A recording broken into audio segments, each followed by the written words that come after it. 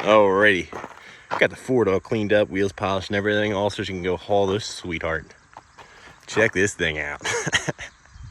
The little green machine. So this is what I believe to be a Gehl Hydrocat. I know it's a Gehl. Second one of these I've been around. If you guys remember, about a year or two ago, me and some buddies in college bought one of these babies for $100. That was my buddy Ryan's, but I helped him get it running and hauled it for him. And ever since he had that one, I always kind of wanted another one, so I kept my eye out. And this one popped up. And didn't get it for $100, but I got it for $500. And I think that's a pretty good deal, specifically for the engine that's in it. So let's do a little bit of a walk around. So we've got our seat here, which looks to be in decent shape. That's just got to go back in there. It's got a smooth bucket on it, which is in decent, okay shape. It's not all super smiley or frowny.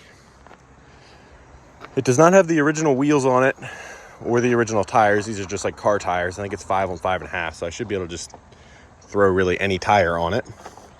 It's been painted this green color, which I think some of them were sold this color originally, and I kind of dig it. I just wish it had its logos and things. Now the other one, I don't remember it really having a quick attach. I wouldn't call this a quick attach, but this is a detachable bucket. It just pins up here and then you pull a pin down there, which is nicer than the other one we worked on. It's got kind of universal looking cylinders there. Let's hop up into the operator station. Now, the guys didn't seem like the type of guy that wanted me filming around his house, so I didn't film loading it up. But really, the 8,000-pound winch, and I went down to the floor in here, and I mean, it worked like a charm. Drug it right up on there, no problem. So we've got your controls between your legs here. Looks like we've got a throttle and a choke, and then the ignition is up top there, which is all intact. Floorboards, not too disgusting. Needs a little bit of clean out. Looks like all the linkages are there. We got a battery down in the belly of it. Belt still looks to be in decent shape. Got our drive chains on the side. And all of our hoses look to be intact and, I mean, relatively decent shape. But we'll see when we get it fired up, I guess. Yeah, that's really all there is to say about the interior. Now, the most exciting part, or the reason I really was interested in this thing, was because it has this 33 horsepower engine in it, which looks to be like a Generac generator engine, but it looks pretty brand new. So I don't know if it was ever in a generator and they pulled it out and put it in here, or they just bought it new. I'm not sure, but it looks pretty professionally done. I mean, look at the adapter someone made for the pump. Someone did a good job of that. Looks like they had to weld on a motor plate down here. The oil cooler still hooked up. So I'm impressed with that. I'm happy with that. Let's get the dipstick pulled and see what's going on. A little black, but not too bad. I think this is our fuel cap. Oh yeah, guy's hitting the jakes over there. Yeah, that's our fuel tank, I think. Which I guess leaks a little, so they put that other cap on there. Then we got a hydraulic tank down there. So yeah, this thing looks really complete. The story I got was that it was run out of gas, and then the battery died, and the guy had some things happen in his life where he couldn't work on it anymore, just needed to get it gone. Wanted it out of his yard, so I went Sunday morning here and got it. All right, we're only about 15 minutes away from my house. It's just a really close by pickup. So I'm gonna boogie on home, and we'll see about getting it running. All right, well, we made it. Got it planted right out in the street in front of my house because my driveway is too full for the truck and trailer right now. So I'm just gonna see if I can get it running out here. So I do apologize, as we're gonna be on a pretty busy road. You'll probably hear some road noise. I really don't think this thing's gonna be too big of a deal to get it running. But really, I'm gonna hook a battery up to it, probably run some new fuel lines, and dump some fuel in it and see what happens. That's my plan. So let's get to doing that. All right, we're wedged in here. They did not make these things for big guys like me. And they really jammed the battery way down in an inconvenient spot, but I guess it's the only spot, so I understand.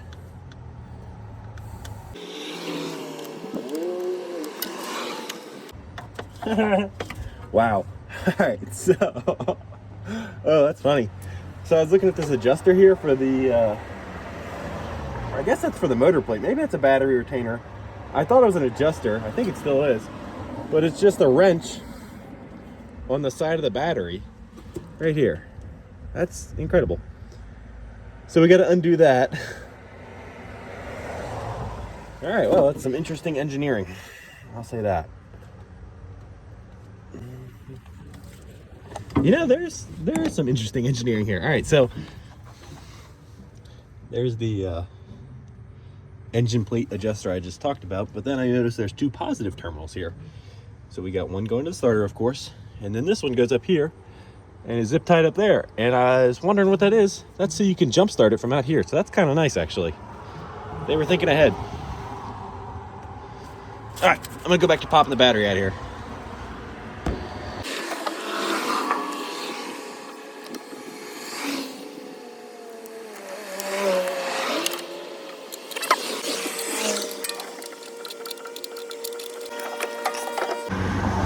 All right, I got about the world's heaviest battery here. Ugh. And I don't even know if it's gonna fit, so. Well, maybe we can set it up here for right now. And then if we get it fired up, we'll put the other one back in it and hook it all up properly and just have to jump it for a little while. That sounds like a plan to me.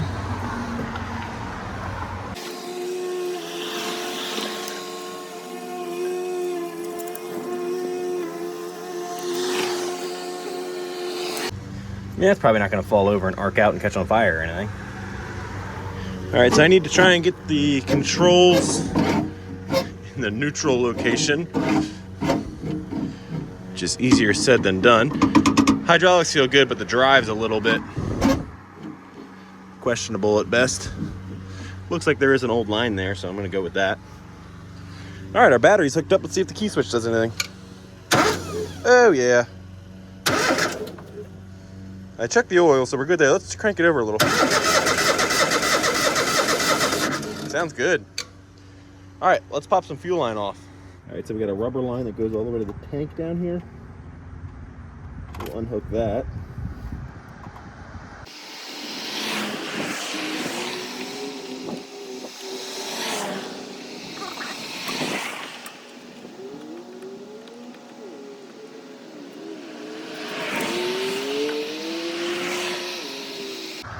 We're going to have to cut that fuel line. It's so old, it's dry rotted on there.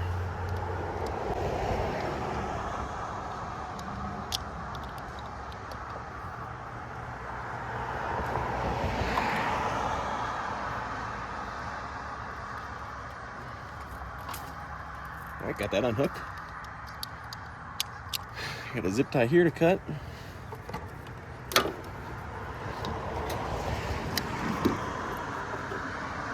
And we just got to unhook it from the fuel pump up here.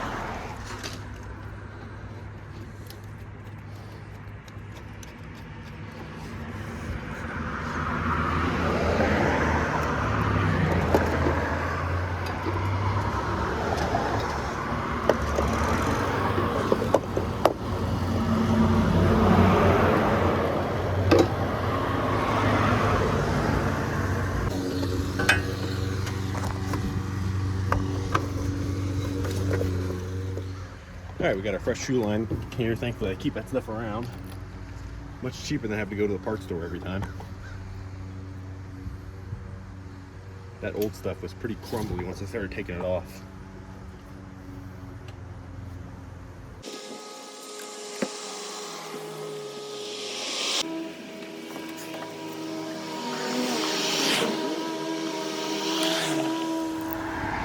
All right, now we just got to hook it up here.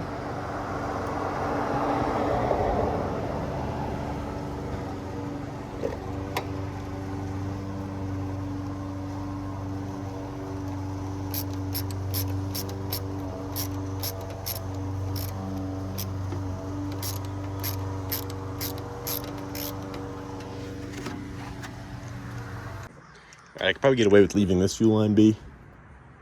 For now, it's all crimped on there from the factory. I'm gonna try and just leave it be. I don't know how we could check if it's got fuel or not.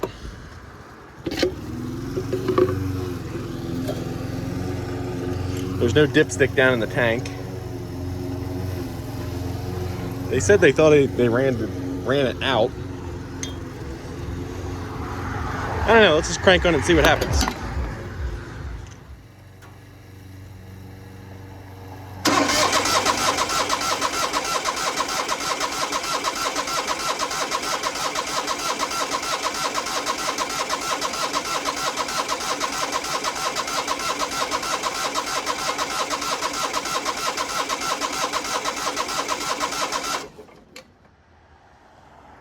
All right, no pops and sputters. Let's pull that fuel line and see if we've gotten anything up to it yet.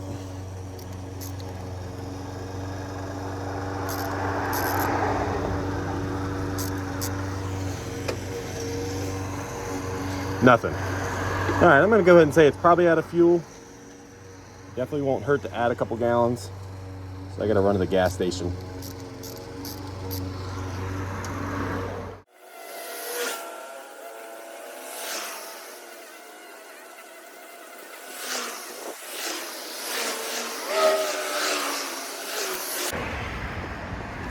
All right, got about 3 gallons in it. That should be plenty. Now let's see what happens. I don't think this engine would have lost spark. The carb could be plugged up.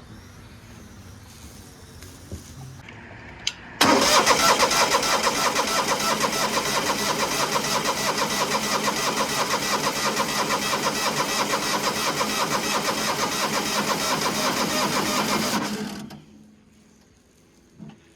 try to drive.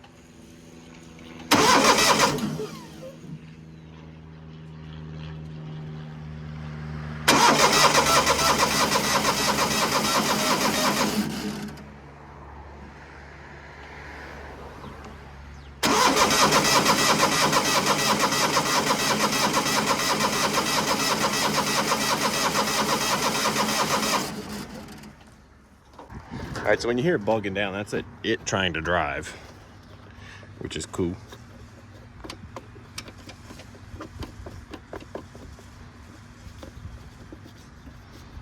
Now it's starting to rain. Lovely.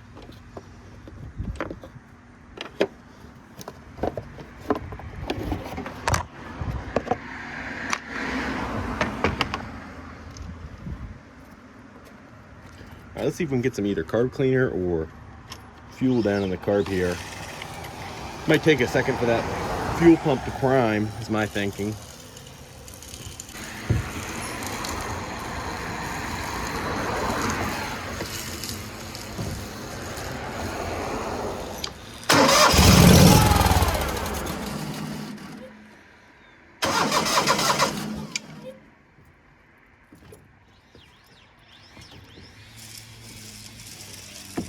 That's a good sign.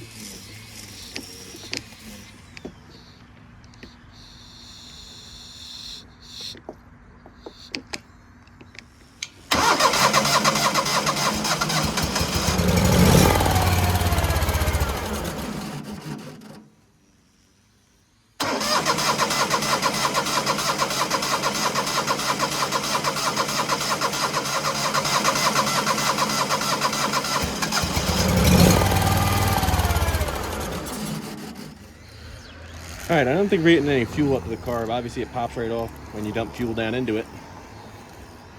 Now, it did have a primer bulb in it, and sadly, it was not good enough to save, so that would have been really handy right now. Let's see if any fuel shoots out of here.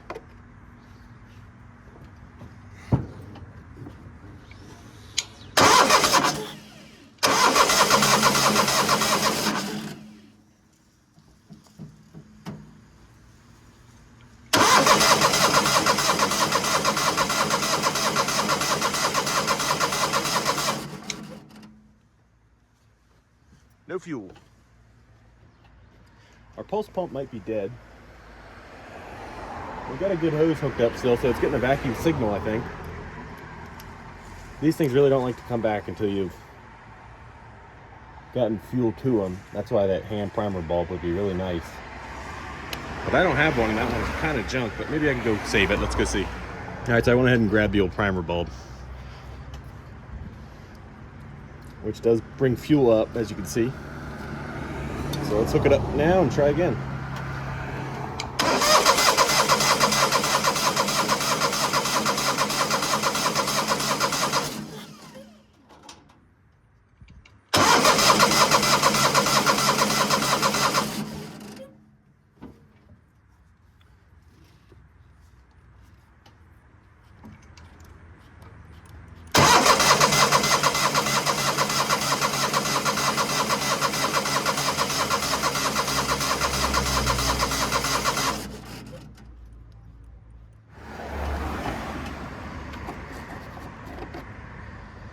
A little bit of fuel in there. All right. I guess we'll see. The carb might have to come out of there.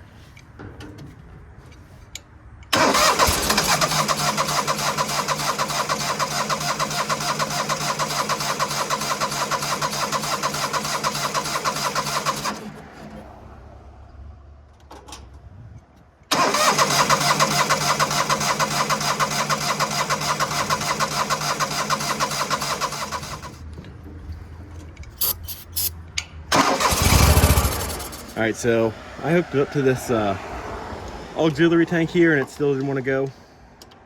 And I guess the carb's plugged up, and the fuel pump might be bad. So we're gonna pop the carb out real quick and just go through it. Shouldn't be too big of a deal to do.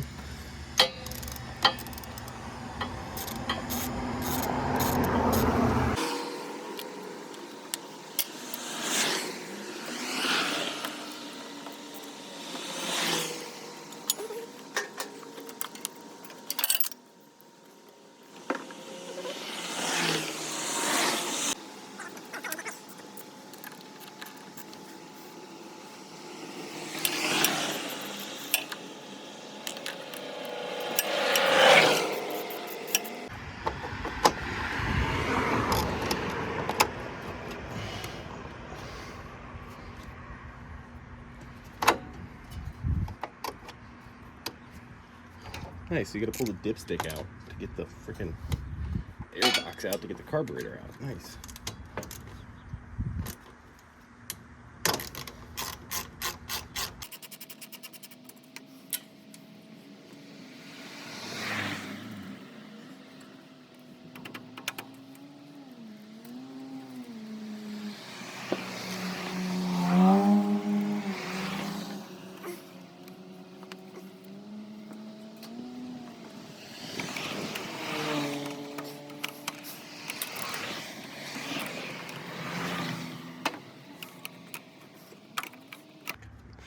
I didn't design this for ease of repair.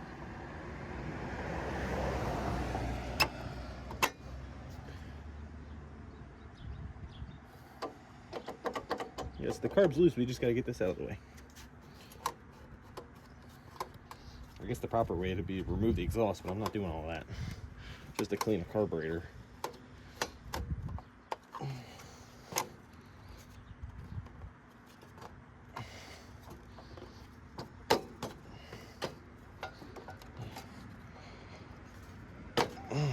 Okay, whew, what a pain. Got that out of the way, now let's pop this carb out. All right, we got the carburetor pulled off here, and we're in the garage where I can actually hear myself think, and you guys don't have to listen to all the road noise for a few minutes. I'm suspecting either this carb bowl is going to be plugged up, or this electronic fuel shutoff is going to be our issue.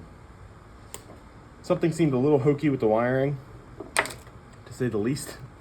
When I was cranking on it, it was kind of running. I went to go shut it off, and it wouldn't actually shut off. So, not sure what's going on there, and I'm wondering if maybe the fuel shutoff isn't hooked up right. So, we'll find out when we open it up, maybe.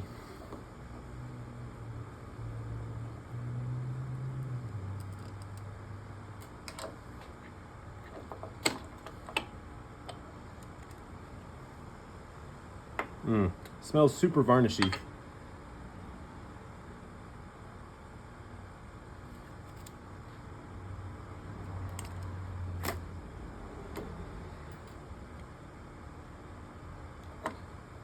Oh, and the needle's completely stuck.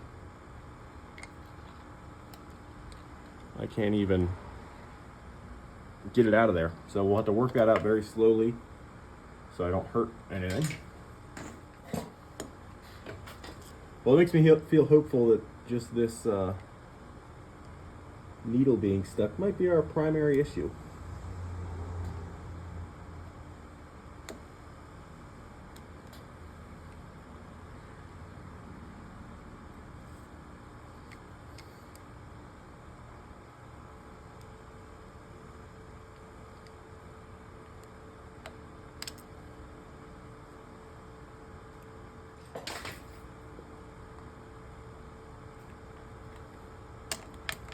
Well, that's not how I wanted that to come off, but it came off. So I got a float bowl.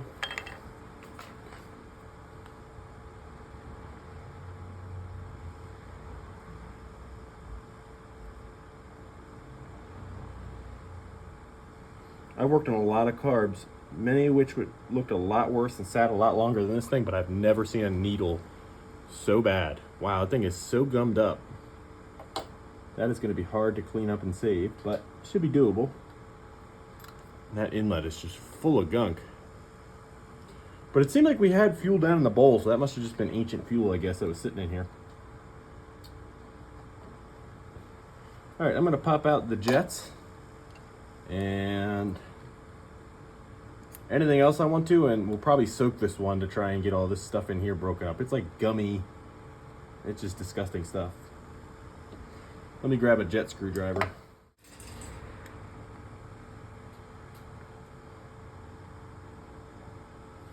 Ooh, they don't want to come out of there.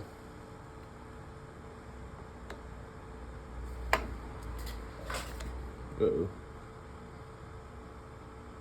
Oh, those are seized in there good. All right. I like to pull the jets out. Makes me feel better about cleaning them, but we might just have to clean these in place before I destroy them. I don't really want to get an impact in there and try and get them out and destroy them when I really don't need them out.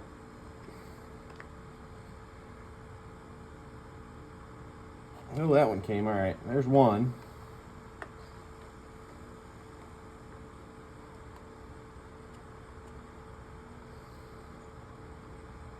In rough shape. Make sure your camera's on. Let's see if we can get this one now.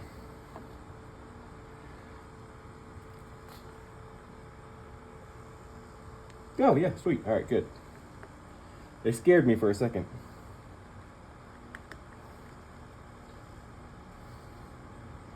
That one's out too. Okay.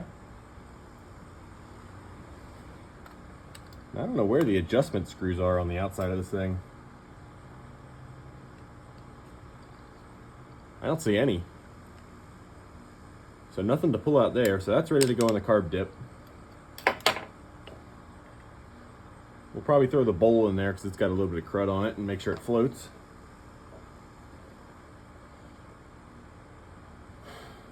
I don't think we'll put the bottom part of the carb or the bowl on because it's got this O-ring in here, and fuel cleaner or that carb cleaner stuff will really degrade that.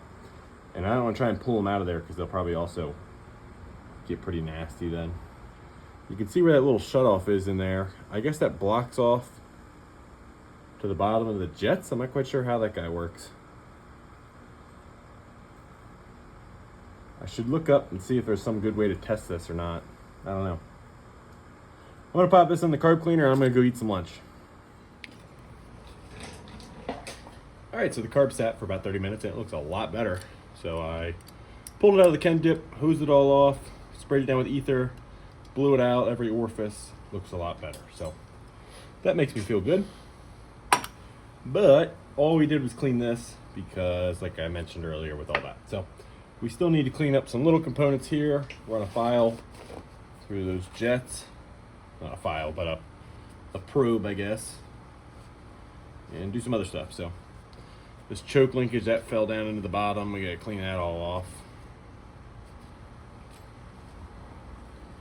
The bottom of the bowl here, while stained, it's not all gummed up, so I think we're pretty good there.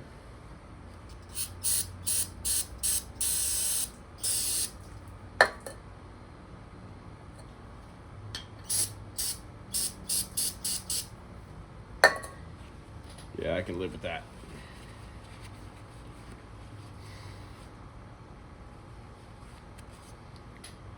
Doesn't look too bad. Our float is probably fine. Just wipe it down a little. So these little guys popped out of the main jet holes while I was cleaning it. I'm glad I noticed it instead of dropping them in the grass. So we're gonna run just a simple torch tip cleaner set through them. It's my go-to for carb cleaning. I don't really know if there's any other option other than a piece of wire or something. But these did go through the carb cleaner dip, so they should be pretty clear. Just all the little vent holes. Everything feels good there, so.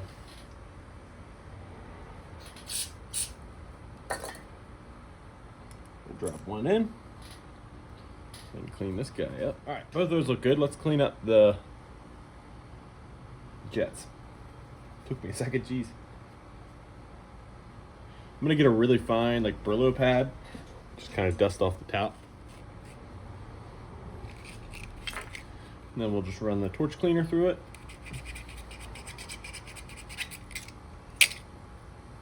That looks good to me. I don't know if you guys can see through it.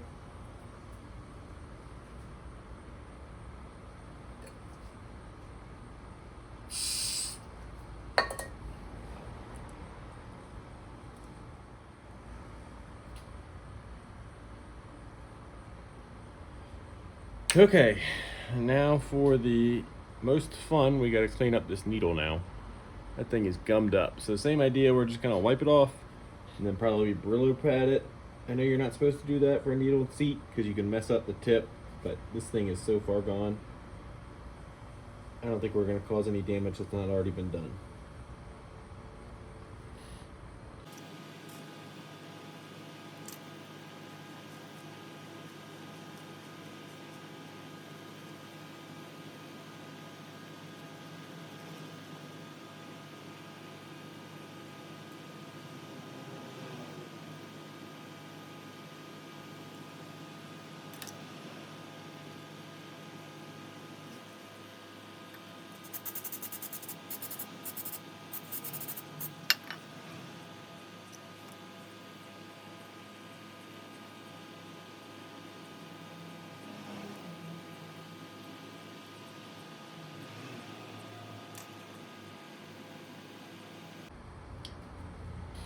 Alright, so that thing came back remarkably well.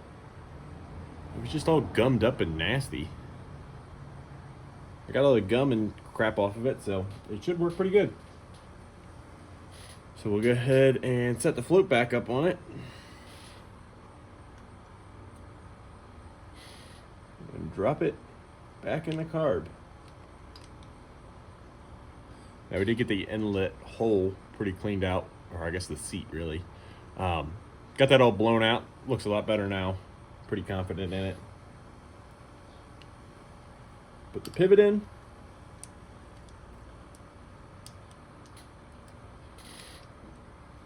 And we have some needle and seat action, which is cool. All right, last thing is throw the bowl back on it. So I gotta see which way this thing goes. Looks like it can go either way. So I'll look back at my video and see. All right, we're back out at the machine. Let's get this carb set on there. So we got a gasket there, so that's good.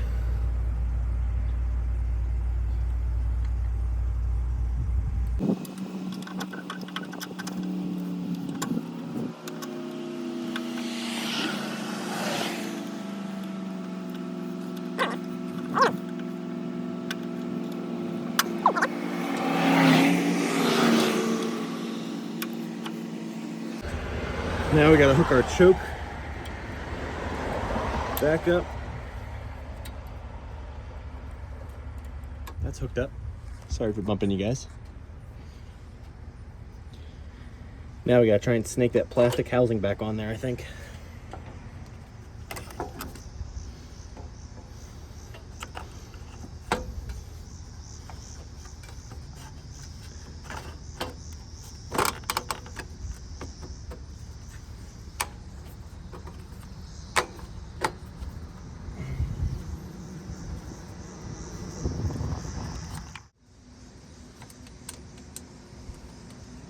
In there.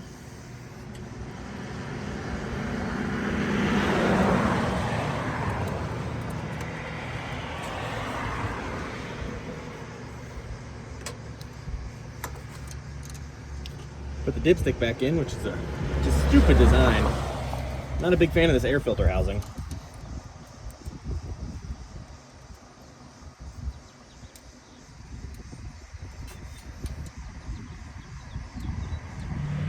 All right, we got the carburetor all hooked up, the fuel tank's all hooked up again. It seems like the float's stuck, which is awesome.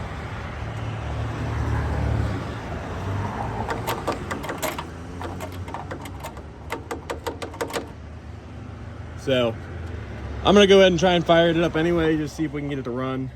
We might have to go back into that carburetor again, I'm not sure.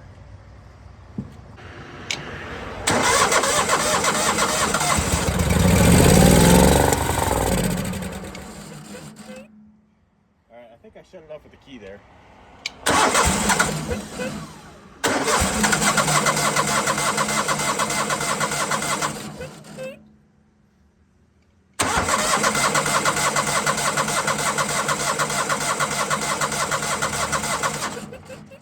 So the carb's clean.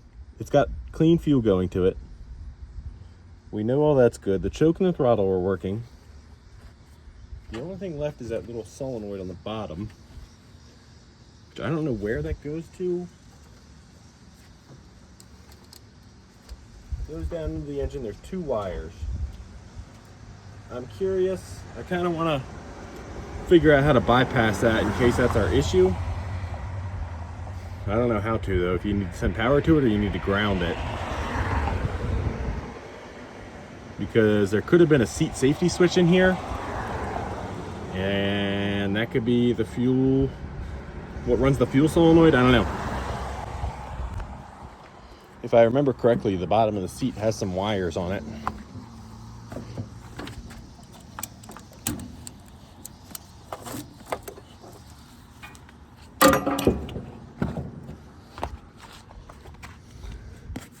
Yeah, there's some wiring down here, but it doesn't look like it's been hooked up in a long time. So I don't think there's a seat safety switch. And that would be the first thing someone would bypass. All right, it's the next morning. I already popped the carburetor off. And let's pop that solenoid out of there. I brought the, yesterday I clipped the wire when I tried to jump it. So we can use that to test the solenoid.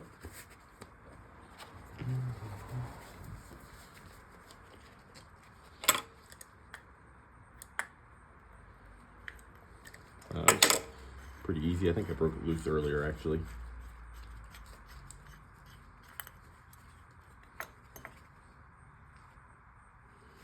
Okay, so there's a little solenoid with the plunger. Now, I was thinking last night, I hope we don't have to do this. Hopefully the solenoid will just work. But if it doesn't work, I wonder if I could just chop that off for the time being, because it'll be a couple days before I can get a new one of these coming. All right, so we got an 18-volt battery here, and that should be plenty to try this thing. Now, it's just as simple as hooking positive up and negative up. And we get nothing. So, either the solenoid's bad, or something in our cable or connection's not happy. So let me grab some test leads so we can just eliminate the possibility of this cable being bad. All right, we got positive and negative hooked up.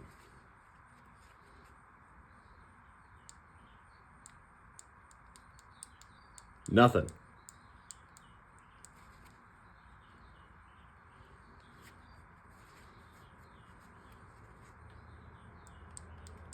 Yep, both ways, does not work. All right, so our solenoid is not good. So that stinks because I'm not going to be able to find that locally, and I really want to get this thing unloaded today. Let's see. I wonder if we hook it back up to power and then lightly tap on the end here, which is not a good idea, but this is already junk, so what's it matter? I'm going to try some light tapping.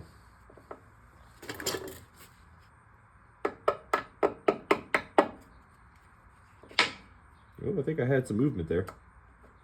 Oh, it's spraying out gunk. All right, now let's hook it up.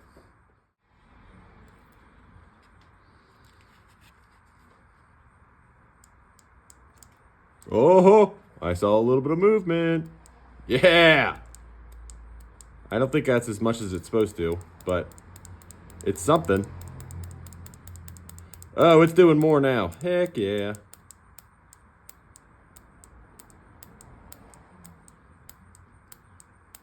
Now, I don't know if that's enough or not, but it's a lot better than before. Sweet. Awesome. I love when you bring something back like that. Okay. Let's go back to our old cable just to make sure that's right. Sorry that I just bumped you guys. Man, now I feel bad for cutting that cable in the machine, but we can patch that together.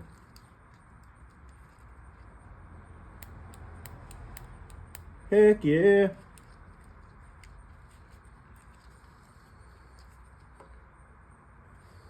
Okay, awesome, cool. Now we have a fighting chance of getting this thing running. Okay, so now we just gotta pop this bowl back on, which you guys saw me do yesterday, and we'll stab it back in, and I'll set you guys up to see if it'll fire up this time. All right, so you guys are all set back up. Carburetor's on, fuel tank's hooked up. The float's stuck for a second, which is weird that the float can stick even with that solenoid on. We also have our wires powered up here. Probably gonna try and short out on something. I should probably fix that.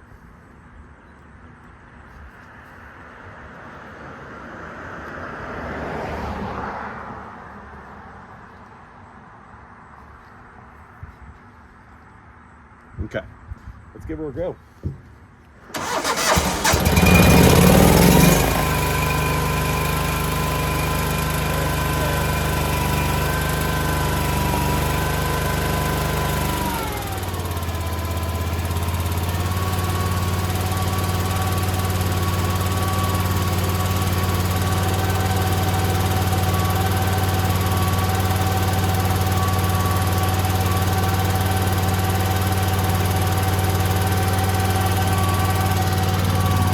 Heck yeah, we got a running $500 skid steer, boys and girls. I'm glad it's strapped down because it was trying to move on me a little bit, but sweet. You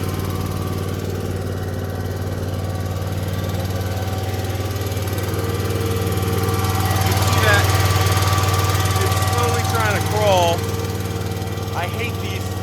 Yeah, we'll talk about that later, but it's just slipping the tire over there. So sensitive.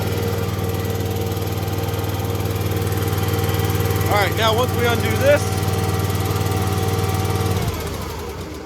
it should cut fuel like it did. Awesome.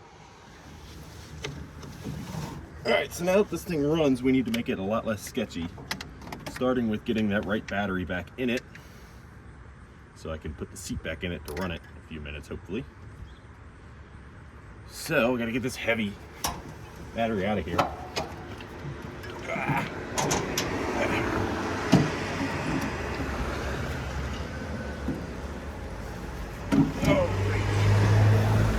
So putting the same battery back in it. I charged it last night. Hopefully it came back to life. If not, we'll just jump start it, and yeah,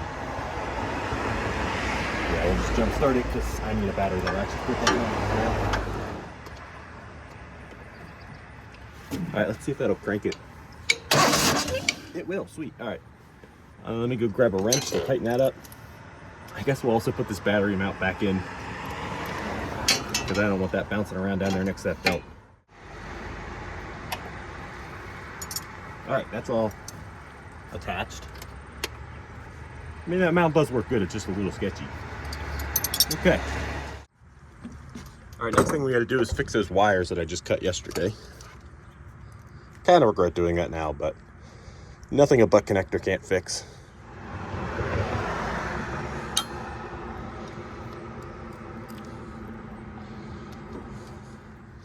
Okay.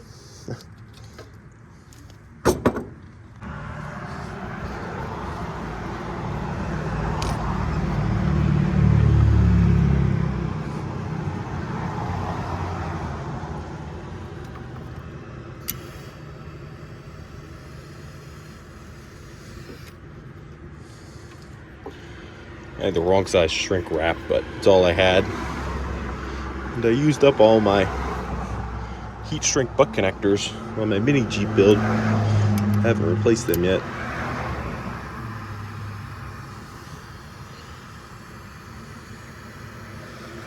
Ow! I just heat shrunk my fingers. Okay, that's done. Hopefully those wires actually work. I didn't even check that before I reconnected them, but we'll find out.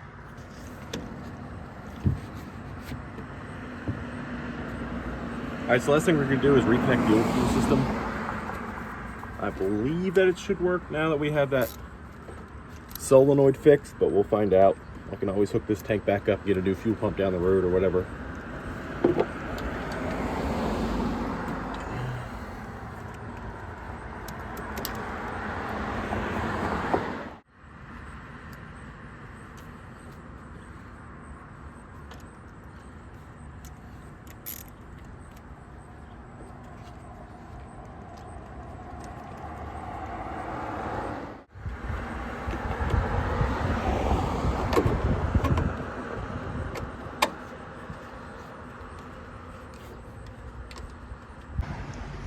All right, I'd be lying if I said I wasn't scared to death right now. I've never driven this thing and I gotta back it off my trailer in a busy street, so see how it goes.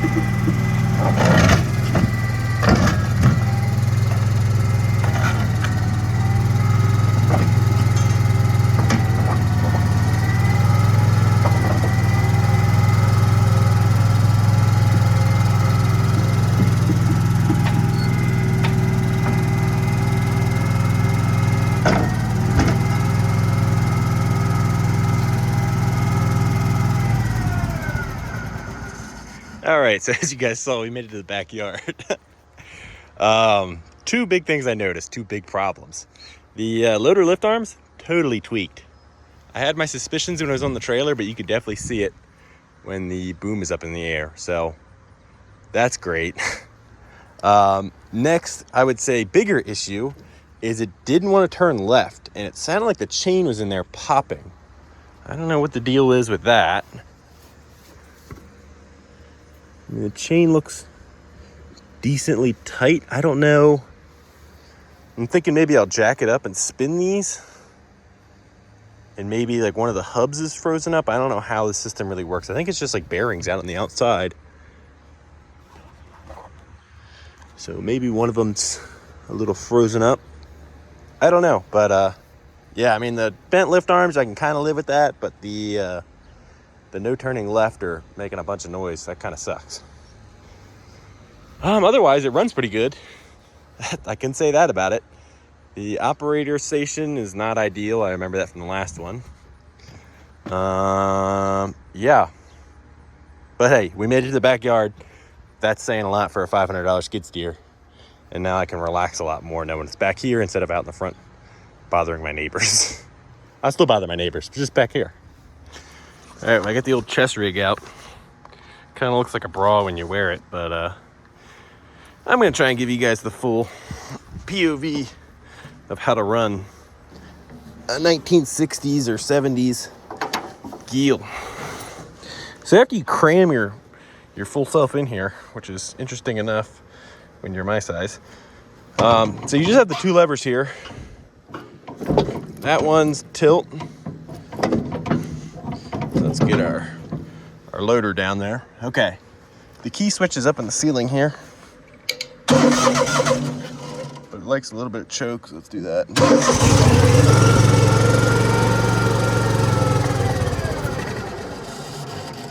Ooh, needs a little bit more throttle.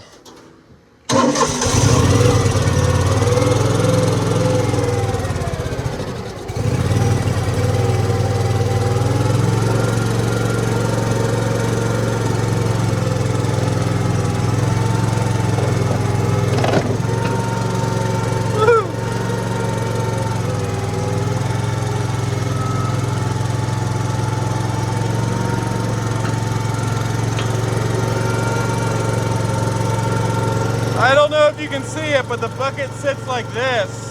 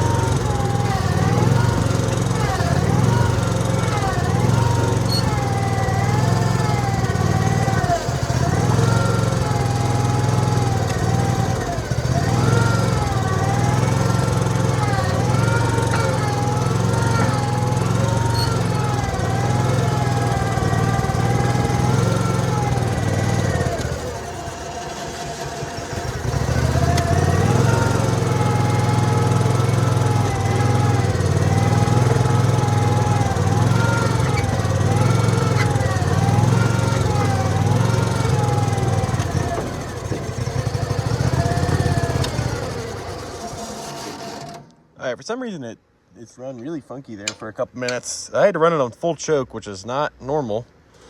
So I don't know if we caught something bad in the fuel system or our pump's crapping out. I don't know what the deal is there, but you can see how finicky this thing is to run. I mean, I've run a lot of modern Bobcats. I do know how to run one. It's just this thing is a completely different animal when it was new, and then you tack on however many years of abuse, and yeah, it's tough to run and actually look like you know what you're doing. So it also really likes to tear up the yard. All right, so we're gonna call it a video on this little guy. So although I'm a little bummed out about how bent the boom is and how the drive system doesn't really work great, I think a big part of it is these tires. A, they're different sizes. B, they're just slick tread, so they just tear up the yard and they don't really turn. I think if it had the right tires on it and stuff, that would go a long way. So I'm not going to blame the drive system yet. But either way, I have nothing to complain about. Getting a running and driving skid steer with only a few hours worth of work, which really would have been a lot quicker if I would have just been smart and fixed that solenoid from the start. But oh well, I haven't dealt with a carb like that in a while, so I don't blame myself. So yeah, I have nothing to complain about. For $500 running, driving skid steer, I can get that money back out of it and then some all day long. Heck, I could even scrap this thing and keep that motor and still make out well, probably. I'm not going to do that. I don't like scrapping machines, especially when they're together and they run. That's just not my style. So that brings us up to the decision on what to do with this thing. Now, the property I live at right now, I have zero purpose for it other than snow removal. But it's the middle of summer, and really my driveway, this thing is too big for my driveway. I have a snowblower that works perfect. So I really have zero purpose for this machine. I bought it pretty much just because I've been around one of these before. I know they're kind of fun to work on and they're fun to run. And you guys liked the video last time, so hopefully you guys like this one as well. So I have two options really that I'm thinking of. Either I just cut it here, sell it as is, probably make a few $100s on selling it with very minimal work. Or the second option, which I really don't have time for, but I wouldn't mind trying to dive into the drive system a little bit, see if we have an issue going on, or maybe try and find some tires for it, but that just gets so expensive so quickly. And then maybe try and bend the lift arms back, which would be sketchy at best. And then I have a friend about 40 minutes away that's got a farm who could probably come up with some stupid little project for me to do with this thing. I wouldn't make any money doing the project. It would just be for your guys' entertainment. So I got a decision to make. But either way, $500 for a skid steer, I think I did pretty good. So let me know what you guys think of this video down below. The last YouTube video I made on that mini skid steer, I got a lot of comments about the video quality. I hope it's a little bit better now. But filming out by the street like that is not ideal, so I do apologize for all the road noise. And I was in kind of a little bit of a rush because I wanted to get this thing out from in front of my house. So I apologize if I didn't really do a great video either on this one. Maybe I'm just not meant to make skid steer videos. All right, that's enough yapping. Thank you guys for watching, and catch me on the next old machine adventure.